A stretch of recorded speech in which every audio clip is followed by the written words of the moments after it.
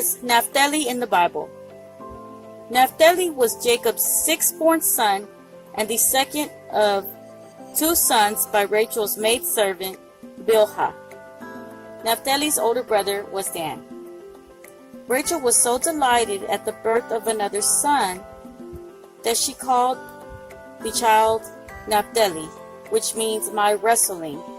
She chose this name because she felt vindicated after struggling with her older sister Leah to provide Jacob with heirs.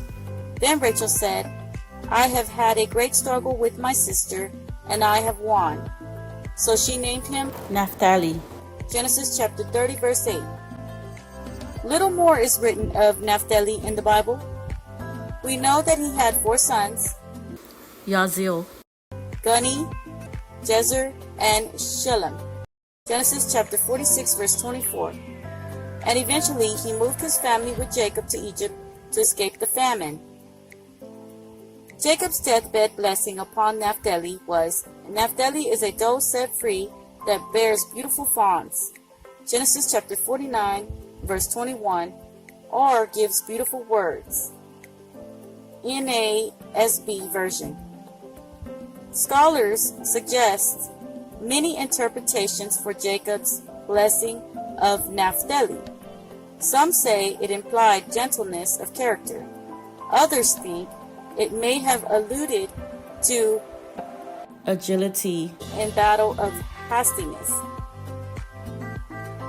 Naphtali's descendants came to be known as the tribe of Naphtali, one of the 12 tribes of Israel. The first census in the wilderness credited 53,400 adult, battle-ready males in the tribe of Naphtali. Numbers chapter 1, verse 42 through 43. A later census taken near the end of the wilderness wanderings counted 45,400 men of Naphtali who were capable of battle. Numbers chapter 26, verse 48. Moses, when Israel entered the promised land, pronounced a blessing on Naphtali's tribe. Naphtali is abounding with the favor of the Lord and is full of his blessing. He will inherit southward to the lake.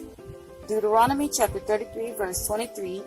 As indicated in this blessing, Naphtali settled in northern Canaan in the high region, west and northwest of the Sea of Galilee. 3 Levitical cities reserved for the family of the Gershonites existed within the tribe's borders. Joshua chapter 21, verse 32, 1 Chronicles chapter 6, verse 62, along with Kadesh, a city of refuge. Joshua chapter 20, verse 7, Naphtali successfully conquered the region but did not drive out the Canaanites. Instead, they were subjected to forced labor. Judges chapter 1, verse 33. The geographical position of the tribe led to several major conflicts in the region.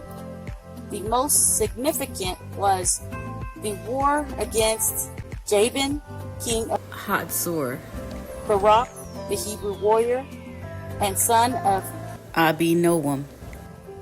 From Kadesh to Naphtali was called by Deborah, the judge and prophetess, to lead the tribe of Zebulun and Naphtali against the Canaanite forces of Hatzor. Judges chapter 4 to 5.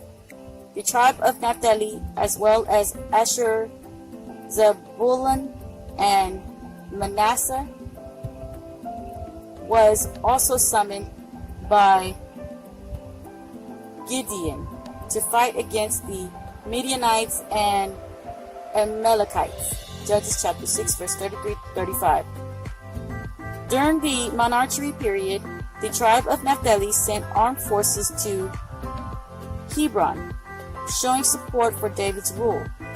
1 Chronicles chapter 12, verse 34. The tribe stayed loyal to David's dynasty during Solomon's administration as well.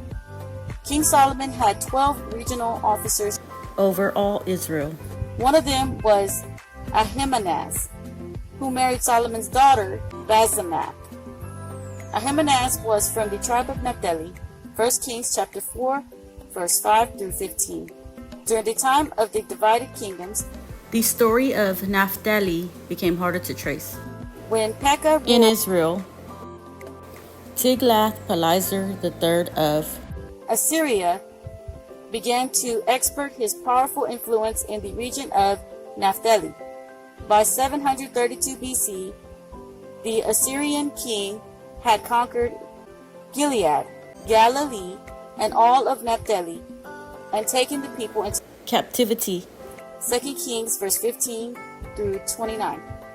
The prophet Isaiah recalled how the Lord had brought the land of Naphtali into contempt, but would one day make it gracious again. Isaiah chapter 9 verse 1. Isaiah's prophecy was fulfilled in the coming of Jesus Christ, who brought the good news to people living in the region of Naphtali. Matthew chapter 4 verse 13 through 15.